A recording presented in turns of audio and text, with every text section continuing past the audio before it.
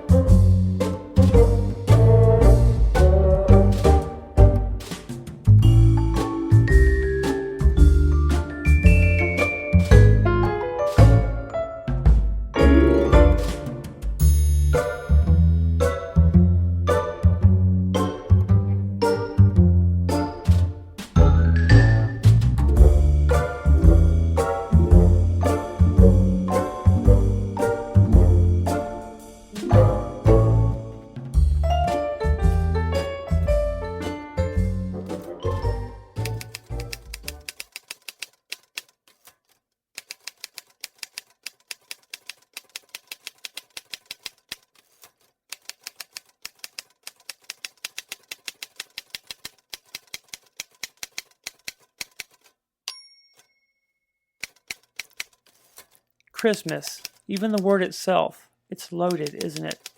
With expectation, with manufactured sentimentality.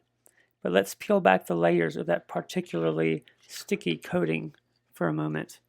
Let's try to recall the Christmas of yesteryear, before the intervention. Imagine, if you will, a time before the ubiquitous red and white. A Christmas less uniform. It existed, you know. A bit like those faded photographs in your grandmother's attic. The colors are muted, the edges frayed, but there's a story there, struggling to be seen. Take Santa Claus, for instance, or rather, a Santa Claus, because back then, he wasn't quite the monolithic figure we know today.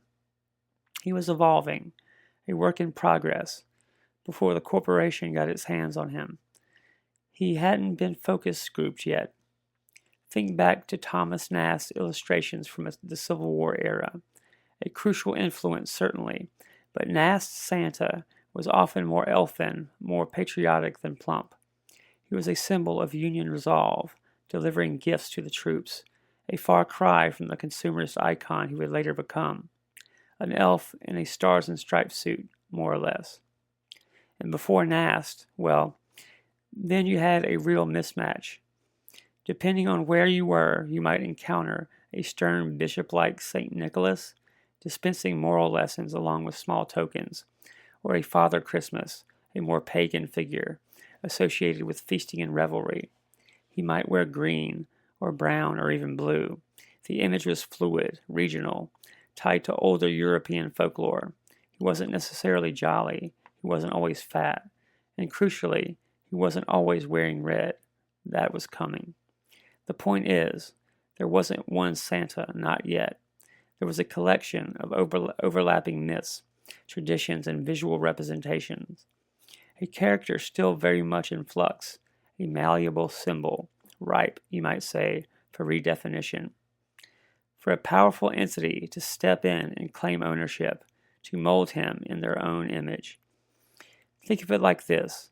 Before Coca-Cola, Christmas was a slightly out-of-tune orchestra, with each instrument playing its own version of a familiar melody. Afterward, it was a meticulously arranged symphony, conducted with a very specific agenda.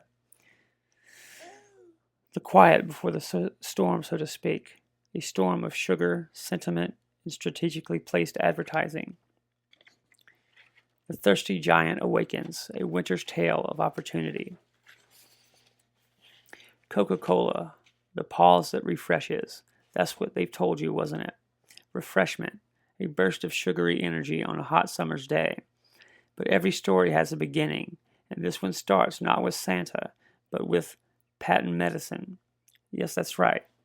Our beloved Coke began its life as a concoction brewed up by one John Pemberton, an Atlanta pharmacist, back in 1886, initially marketed as a nerve tonic, a headache cure, a temperance drink.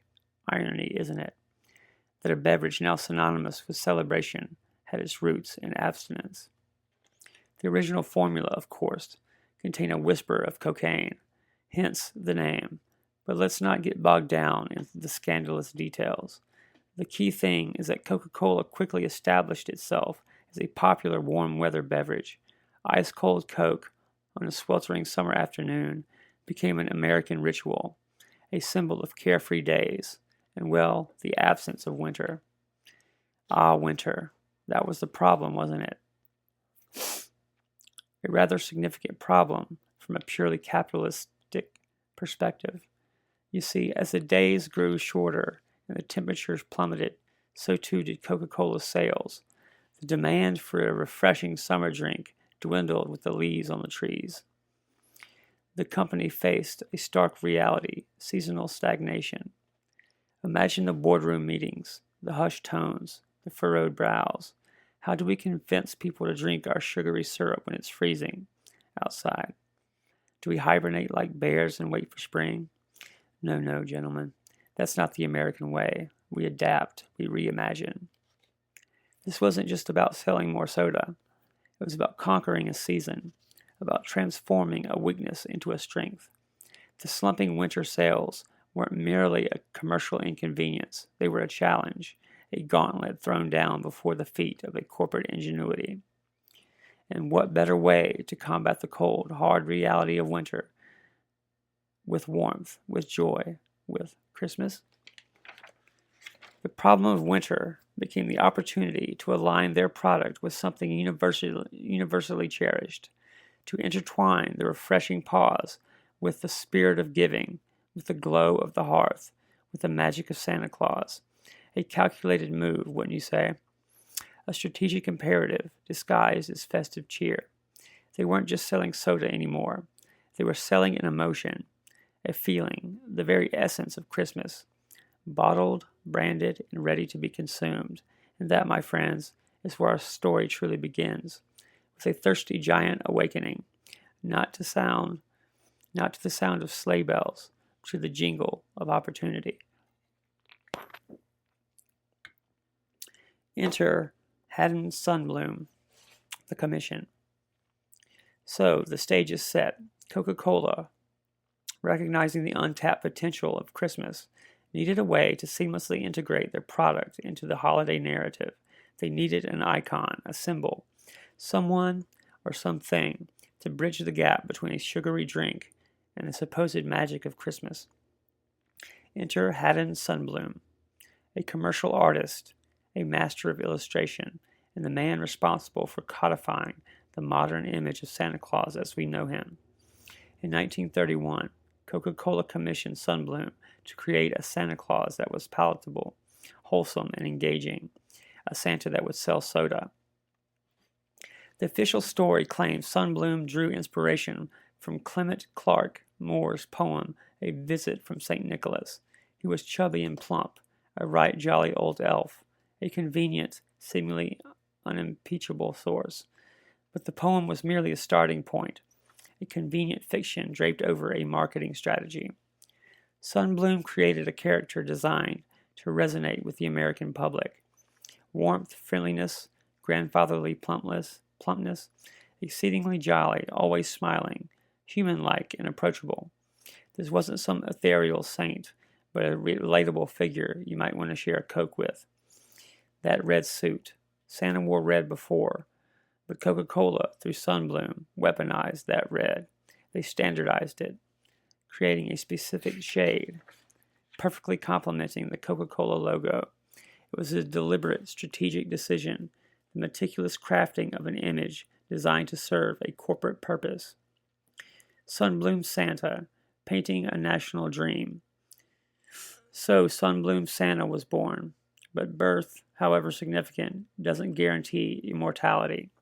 The real genius of Coca-Cola's strategy lay not just in the creation of this definitive Santa image, but in its relentless, unwavering propagation across the American landscape.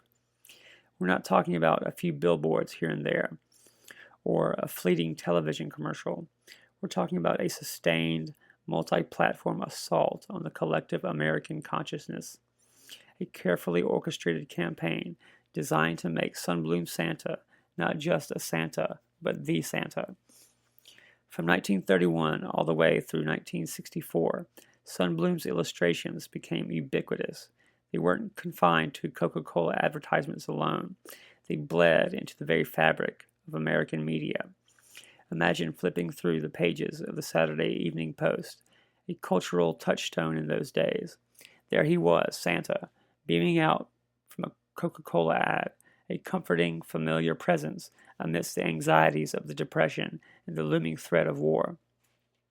Or picture yourself thumbing through the National Geographic, dreaming of far-off lands.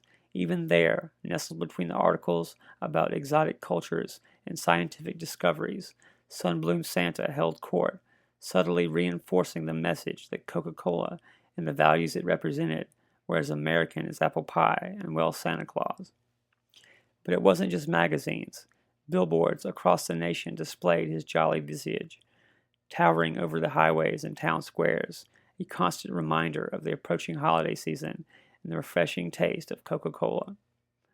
Store displays, from bustling department stores to humble corner shops, featured Sunbloom Santa, creating a festive atmosphere and subtly encouraging impulse purchases. The scale of it all was breathtaking, almost insidious, wouldn't you say? Over those 3 decades, Sunbloom's consistent depictions of Santa worked their way into the national psyche. His Santa became the template, the gold standard against which all other Santas were measured. Every department store Santa, every Christmas card depiction, every animated Santa on television, they all consciously or unconsciously drew inspiration from Sunbloom's creation. He standardized the image, cementing it in the public imagination. Think of some of the famous ad themes. Santa pausing during his grueling Christmas Eve journey to refresh himself with a Coke. A brilliant touch to humanize Santa. Or Santa meticulously checking his list. The images evoked nostalgia, comfort, familial love, cultural programming to sell soda. The folklore of Christmas, weaving it into the American fabric. So we've established the groundwork. Sunbloom Santa is out there, a red-suited evangelist, spreading the gospel of Coca-Cola cheer. But the real trick, the true stroke of marketing genius, wasn't just showing Santa with a Coke. It was about making the association so deeply ingrained, so utterly pervasive, that it became, well, inevitable. Think of it as folklore, not folklore, mind you.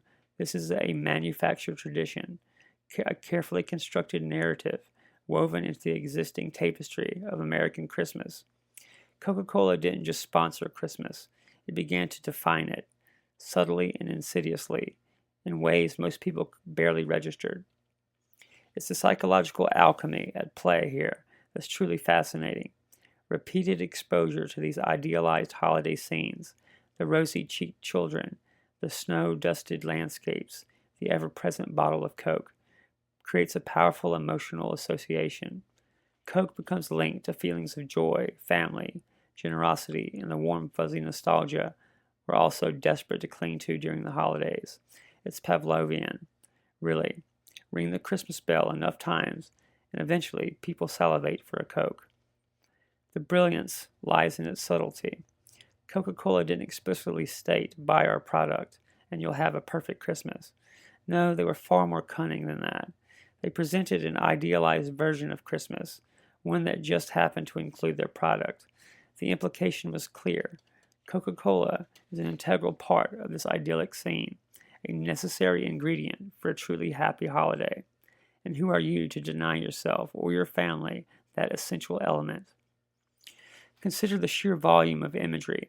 For decades, Sunbloom Santa beamed down from billboards, magazines, and store displays, etching himself into the collective consciousness. This wasn't just advertising, it was cultural saturation. The line between genuine tradition and branded experience blurred, perhaps intentionally. It's a slow, creeping conquest of cultural space, and the impact extended far beyond direct sales. Coca-Cola Santa set the visual standard for Christmas imagery across the board. Other brands, department stores, even charitable organizations adopted the sunbloom aesthetic, further reinforcing the association between Santa, Christmas, and that particular shade of Coca-Cola red. Whether they realized it or not, they were all contributing to the folklore of Christmas.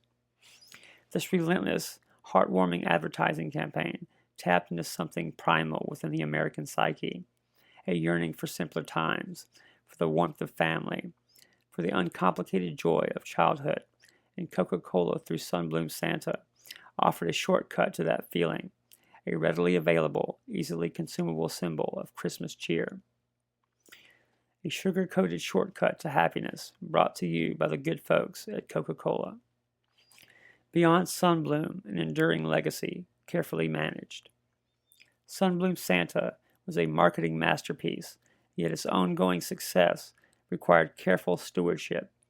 After 1964, Coca-Cola maintained its Christmas association, evolving the icon to resonate with new generations without losing its core appeal. Warmth, joy, nostalgia, and that distinctive red suit. The challenge was to modernize while preserving the legacy. One example is the introduction of the animated Coca-Cola polar bears in 1993. A departure from Sunbloom Santa, the polar bears tapped into similar values, innocent charm, and shared enjoyment of Coca-Cola. They represented a modern update, appealing to a new generation while reinforcing brand values. Another successful initiative was the Holidays Are Coming Christmas truck advertisements. The gleaming, brightly lit trucks symbolized Christmas's arrival, delivering festive cheer with Coke. The trucks became a phenomenon, further cementing Coca-Cola's role in the holiday season. Even with these innovations, Sunbloom Santa remained present in advertising, reinforcing the historical link. This strategy curated a multi-generational emotional connection, ensuring Coke's association with Christmas endures. It's about shaping the cultural landscape, linking the brand with the joy and nostalgia of the holiday season. The commercialization conundrum, a word from your sponsors. Christmas. Ah, Christmas, the glorious festival of acquisition, of rampant consumerism disguised as heartfelt tradition, and who, I ask you, deserves a lion's share of the credit or blame for this state of affairs? Why, Coca-Cola, of course, our benevolent sugar-peddling benefactor. We've traced the evolution of Santa, the standardization of his image, the relentless marketing blitz that cemented Coke's association with Christmas in the American psyche. But let's not mince words here. Let's confront the uncomfortable truth. Coca-Cola didn't just reflect a changing holiday. It actively shaped it. It created, in no small part, the modern commercialized Christmas we know and perhaps begrudgingly participate in. Consider the power dynamics at play. Here you have a for-profit entity driven by the imperative to maximize shareholder value, essentially hijacking a centuries-old tradition and molding it to serve its own commercial interests. Did they ask permission? Do they consult theologians, historians, or cultural anthropologists? Of course not. They saw an opportunity and they seized it with both hands. We speak of the spirit of Christmas as if it were some ethereal, intangible force. But what is that spirit really? Is it the selfless giving of gifts, the celebration of faith and family, or is it the frantic rush to purchase the latest must-have gadget, fueled by relentless advertising and the fear of disappointing loved ones? Perhaps consumerism is the new religion. The mall is our cathedral, the checkout counter our altar, and Coke, with its carefully crafted mythology of Santa Claus and holiday cheer, is one of its most influential prophets. They did not just sell soda, they sold a lifestyle, a vision of the good life, attainable through the simple act of purchasing their product. And what of Santa Claus himself? Has he become little more than a corporate mascot, a jolly pitchman for the endless stream of products vying for our attention? He was once a symbol of generosity, of selfless giving. Now he's inextricably linked to buying things, an enforcer of consumers' values, disguised in a red suit and a hearty laugh. The genius of Coca-Cola's strategy lies in its subtle, pervasive nature. It's not overt manipulation, it's social engineering on a grand scale. By consistently associating their product with positive emotions and cherished traditions, they've created a powerful, almost subconscious link in the minds of consumers. We don't just buy Coke at Christmas, we consume the very idea of Christmas as packaged and presented by Coca-Cola. And let's not forget the environmental cost, the endless production of plastic bottles, the transportation of goods across vast distances, the energy consumed by brightly lit holiday displays, all in the name of Christmas cheer. A cheer, I might add, that is often fleeting, artificial, and ultimately unsatisfying. The illusion of authenticity, other Santas, other whispers. Now, before accusations of historical revisionism start flying, let's acknowledge something. Coke's Santa wasn't the only Santa. There were, and to some extent still are, other versions of the old gift bringer floating around in the cultural ether. Little eddies of tradition, resisting the overwhelming tide of red and white.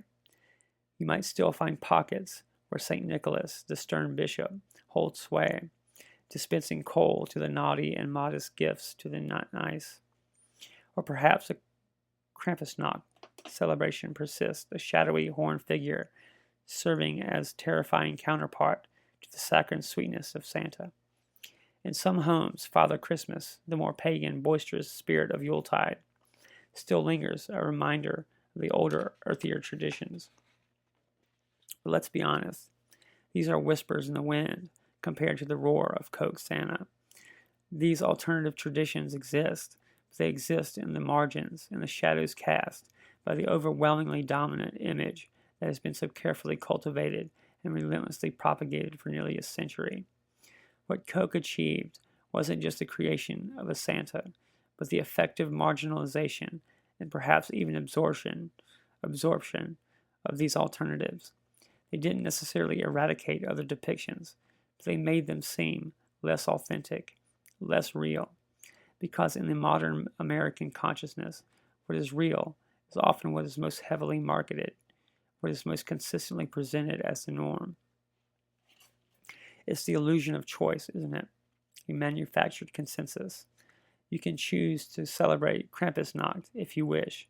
You can choose to focus on the religious aspects of St. Nicholas, but deep down in the back of your mind, you know what Santa really looks like. He's fat, he's jolly, he's wearing red, and he's probably got a Coke in his hand. This is how cultural diversity can be subtly eroded, not by outright suppression, but by the sheer force of a powerful, persistent corporate narrative. The truth becomes what is most heavily advertised, what is most frequently repeated, and what is most readily available. The alternatives fade into the background, relegated to the status of quaint folklore or niche interests. It's a quiet conquest, a subtle form of cultural imperialism. Coke didn't just sell Santa, they sold the idea of Santa, a carefully curated, relentlessly promoted version that effectively crowded out the competition, and in doing so, they subtly reshaped our understanding of Christmas itself, transforming it from a complex, multifaceted holiday into, well, a Coca-Cola commercial. Nostalgia as a marketing cudgel, the sweet sting of memory. Nostalgia, it's a potent drug, isn't it? I use it all the time in my writing. A shimmering haze that obscures the harsh realities of the past, replacing them with a carefully curated selection of rosy-cheeked memories and corporations, particularly those peddling seasonal cheer, know exactly how to mainline that stuff directly into your veins. Coca-Cola, masters of manipulation that they are, have weaponized nostalgia through their Christmas campaigns. It's not about selling soda, it's about selling a feeling, a yearning for a simpler time, for the idealized Christmases of our youth. Those Norman Rockwell-esque scenes of families gathered around the tree, the snow falling softly outside, the laughter, the warmth, and of course, the strategically placed bottle of Coke. They're tapping into something primal, something deeply ingrained in the American psyche, the desire to recapture the magic of childhood, to recreate those perfect holiday moments, even if those moments never truly existed in the first place. It's a carefully constructed illusion, a manufactured sentimentality designed to bypass our rational defenses and trigger an emotional response. A deeply Pavlovian trick, if I ever saw one. Think about this imagery, the sepia-toned photographs, the classic sunblown illustrations, the vintage advertisements. They all evoke a sense of timelessness, of tradition, of a Christmas that transcends the mundane realities of modern life. It's a carefully curated aesthetic designed to transport us back to a mythical past, a world of innocence and uncomplicated joy. And the same key ingredient in this nostalgic cocktail, familiarity, the same images and the same themes, repeated year after year, decade after decade. It's a form of cultural imprinting, a relentless reinforcement of the Coca-Cola Christmas connection that becomes deeply embedded in our subconscious. It's why, even now, as cynical and jaded as I am, I can't help but feel a twinge of something when I see one of those classic Santa ads, a flicker of warmth, a whisper of longing. But let's not mistake this for sentimental happenstance. It's a calculated strategy, a sophisticated form of emotional manipulation. Coke isn't just selling a product, they're selling a piece of our past, a carefully packaged memory that we're willing to pay a premium for. It's a brilliant, ruthless, and ultimately effective way to foster brand loyalty that transcends generations. That warm, fuzzy feeling you get when you see Santa swinging a Coke, it's not accidental. It's the sweet sting of expertly marketed memory. Final musings, the fizz and the facade. So here we are, the end of our little excavation. We've sifted through the layers of marketing, the sediment of sentiment, and what have we found? A rather unsettling truth that one of the most cherished images of Christmas, the jolly red-suited Santa Claus, and it is inextricably linked to the enduring success of a sugary beverage. Coke, through masterful campaigns of cultural engineering, didn't just sell a drink, they sold an idea of Christmas as a time of warmth, joy, and connection, conveniently packaged and readily available for consumption. And that idea, that carefully constructed facade, has become so deeply ingrained in the American psyche that it's almost impossible to separate the real Christmas from the commercial construct. We can lament the commercialization of the holiday, the relentless pressure to consume, the erosion of traditional values. But perhaps the more unsettling question is this: to what extent are our beliefs, our traditions, our very identities shaped by the subtle, pervasive forces of marketing? How much of what we hold dear is genuine, and how much is simply a product expertly sold? The jolly fat man in the red suit, is he a symbol of selfless giving, or a testament to the power of corporate branding? The answer, my friends, may be more unsettling than you think. Think about it and have a Coke. Until the next inhale. Well, that's our show for today. I hope you enjoyed this peek behind the curtain, this unraveling of the red and white threads that bind Coca-Cola to Christmas. It's always worth questioning the narratives we take for granted, isn't it? Especially when those narratives come with a corporate logo. Thanks for joining me on this particular rabbit hole.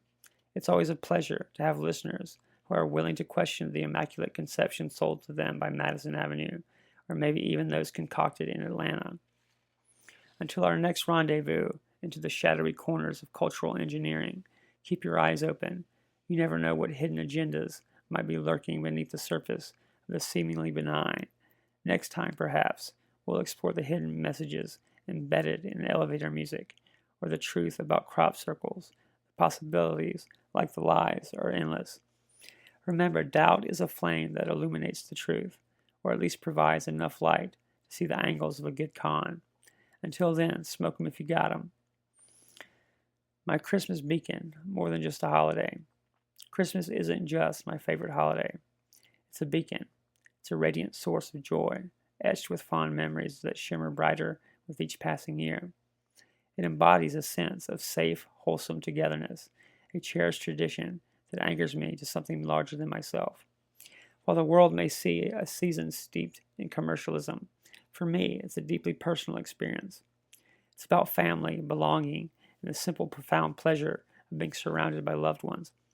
It's a time when the noise of the world fades away, replaced by the comforting rhythm of traditions passed down through generations. This personal significance is why I anticipate Christmas with such fervor. It's not merely a break from the routine. It's a return to my roots, a celebration of the values that matter most. It's a reminder of the enduring power of family, the beauty of simple joys, and the unwavering hope that permeates the season. This sets the stage, and I can't wait to share specific treasured memories. Gifts of necessity and joy, a fixed income Christmas blessing. Christmas for me transcends the tinsel and trees. It's the lifeline. Living on a fixed income, it's the time of year when practical needs meet the warmth of family generosity. While others might anticipate the latest gadgets, I eagerly await the essential gifts that sustain me through the year. Clothes, a significant expense, become joyous presents. That warm coat I've needed, the sturdy shoes for everyday wear. These aren't just mere material possessions, they're tangible expressions of love and support. Christmas becomes a practical blessing, providing comfort and security in a way that no other time of year can. Big purchases, carefully considered and saved for, often materialize as collective family gifts. This isn't about extravagance, but about necessities that would otherwise strain my budget. The relief and gratitude I feel are immeasurable, deepening my appreciation for the holiday and the unwavering support of my family. It transforms the commercial aspects of Christmas into something deeply personal and meaningful. This unique circumstance has instilled in me a profound sense of gratitude. It's not just about receiving gifts, it's about the love and care that accompany them.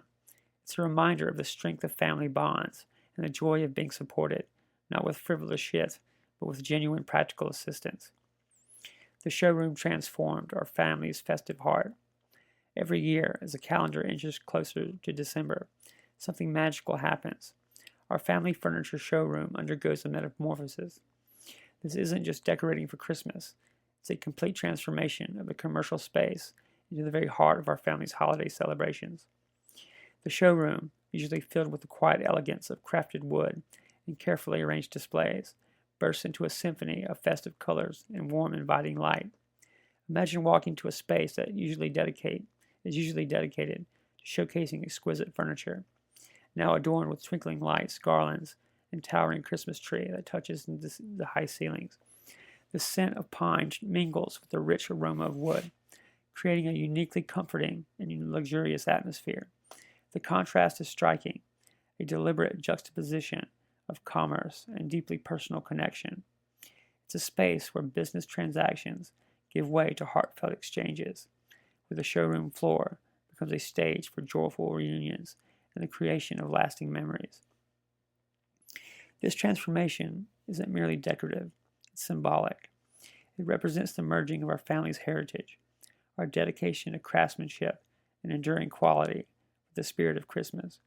The showroom, normally a place of work, is redefined as a place of belonging where generations gather. What truly amplifies the sentimentality of our family's Christmas decoration and celebration is its unwavering consistency. Year after year, decade after decade, we gather in the same showroom, around the same fire, sharing the same traditions. It's more than just a reunion, it's a reaffirmation of our enduring bond, a tangible link to our shared history. The showroom itself seems to absorb the echoes of past Christmases, each gathering imprinting itself upon the very walls and furniture. I can almost hear the laughter of previous generations mingling with the current festivities, a comforting reminder of those who came before us and shaped the family we are today. This unbroken circle of tradition provides a sense of grounding, a reliable constant in an ever-changing world. It's a source of comfort to know that, no matter the challenges life may bring, Christmas will always be celebrated in the showroom, surrounded by family and the familiar warmth of our shared traditions. It's a beautiful ritual. Sentimental ties and overwhelming sense of belonging. These Christmas gatherings are more than just annual events. They're deeply personal odysseys into the heart of what matters most to me. The familiar setting of the furniture showroom, transformed into a festive haven, acts as a powerful trigger for my sentimental nature. Surrounded by the tangible legacy of generations past, I'm transported to a realm where time seems to dissolve. The weight of tradition, the echo of laughter from Christmases long ago, and the unwavering presence of family create an overwhelming sense of belonging. It's a feeling of being anchored to something solid and enduring, a connection to a lineage that stretches back through time. The showroom, with its scent of wood and warmth of the fire, becomes a vessel for memories, each piece of furniture whispering stories of past celebrations. The sentimentality isn't just a passive appreciation of the past, it's an active engagement with the present. It amplifies the joy of the moment, deepening my connection to my loved ones. As I look around the faces of my family, both young and old, I'm overcome with a sense of gratitude for the unbroken circle of our traditions. In these moments, the noise of the outside world fades away, replaced by a profound sense of peace and contentment. It's an emotional tide that washes over me, leaving me feeling renewed, reconnected, and utterly at home. 3 centuries of faith, Christmas Eve at our ancestral church. Beyond the twinkling lights and festive gatherings, Christmas Eve holds a deeper, more solemn significance for my family. It is a pilgrimage to the very roots of our heritage, a journey to the church our ancestors helped found nearly 3 centuries ago. This isn't just a building, it's a living testament to generations of faith, perseverance, and community involvement. The old stone walls seem to whisper tales of hardship and triumph, of prayers offered and hymns sung by those who came before us. Walking through the heavy wooden doors is like stepping back in time, connecting us to a lineage that stretches back to the earliest settlers of this land. The Christmas Eve service itself is a deeply moving experience. The flickering candlelight illuminates the faces of familiar friends and family, their voices rising in unison to sing the timeless carols. The familiar words of the scriptures resonate with our profound meaning, reminding us of the true spirit of Christmas, a message of hope, love, and redemption. It's an experience that grounds us, reminding us that our Christmas is not just about presents and feasts, but about faith, family, and the enduring power of tradition. Coca-Cola's cadence, marketing time and hope in hard times. Christmas, in no small part, shaped by Coca-Cola's pervasive imagery, served as a beacon, a fixed point in the cycle of the year. The anticipation begins well in advance, fueled by the same marketing juggernaut we've critiqued. Yet it is undeniable how this anticipation serves and offers a sense of hope, particularly when facing personal or broader societal hardships. Each Christmas becomes a distinct marker of time, a unique blend of new experiences and cherished traditions. There's the novelty of the presents, the evolving tastes in Christmas music, and the changing dynamics within the family. But yet, beneath the surface lies a comforting bedrock of familiar rituals, the same carols, the same ornaments, the same stories retold around the fire. Coke's role in popularizing this widespread cultural phenomenon cannot be ignored. Their consistent messaging year after year has contributed to a collective sense of anticipation, a shared cultural understanding of what Christmas should be. This resonance is not merely manufactured. It taps into a deeper human longing for connection, for joy, and for the promise of better times. A living tapestry, my life, and the echo of 1,000 love stories. Christmas for me is more than a holiday. It's a culmination. It's a moment where I feel the weight and wonder of existence most profoundly. A sense of being part of an unbroken chain, stretching back to the very dawn of creation. It's as if my life, with all of its joys and sorrows, is the current apex of 1,000 love stories played out over millennia. Looking around at my friends and family, their faces illuminated by the warm glow of Christmas lights, I see the echoes of generations past. I see the hopes and dreams of ancestors who toiled and persevered, whose sacrifices paved the way for my life, and whose DNA I carry within me. Even our faithful dogs, curled up by the fire, seem to sense the significance of the moment, their presence a comforting reminder of loyalty and unconditional love. During this reflective season, I feel an acute awareness of the interconnectedness of all things. The past isn't just a collection of historical facts. It's a living presence that shapes who I am in the present. I'm not just an individual. I'm a vessel carrying the weight of history, a link in a chain that extends far beyond my own lifespan. This realization, amplified by the sentimentality of Christmas, fills me with a sense of awe and gratitude. It's a reminder that I am part of something much larger than myself, a participant in the grand unfolding drama of human existence. Salt of the earth, the simple joys of company and canine companions. My friends and family, the truly salt of the earth, good, honest, down-to-earth people who find joy in simple pleasures. And during Christmas, those pleasures are amplified by the warmth of togetherness. The focus shifts from material possessions to the genuine connection we share. It's about savoring the moments, the laughter, the easy conversation that flows when kindred spirits gather. And let's not forget our faithful dogs, an integral part of our Christmas scene. They're more than just pets, they're family. Curled up by the fire, their tails thumping softly against the floor, they exude a sense of contentment that's contagious. Their unwavering loyalty, unconditional love, add an extra layer of warmth to the celebration. A scratch behind the ears, a shared glance. These small gestures speak volumes about the unspoken bond we share with these furry companions. In the end, it's these simple, wholesome joys that make my Christmas special. The company of loved ones, the comforting presence of our dogs, and the shared appreciation for the blessings in our lives. It's a reminder that true happiness isn't found in extravagance, but in the genuine connections that sustain us throughout the year. Sharing the hearth, introducing new loved ones to our southern ways. The Christmas gathering at the family showroom is more than just a tradition. It's an initiation. Bringing a new girlfriend to this event is a significant step for me, an introduction to the core values that define my life. It's about sharing the essence of a slow southern life, a philosophy steeped in tradition, family bonds, and a deep appreciation for quality. Qualities embodied by the very furniture that surrounds us. I want to share the warmth and comfort that comes from handmade craftsmanship, something increasingly rare in our fast-paced world. More than that, I want them to experience the deep connections that are nurtured within my family, connections strengthened by shared history and unwavering support. The Christmas gathering is a window into my soul, a glimpse of the traditions and values that have shaped me. It's a way of saying, this is me, this is where I come from, and these are the people who matter most.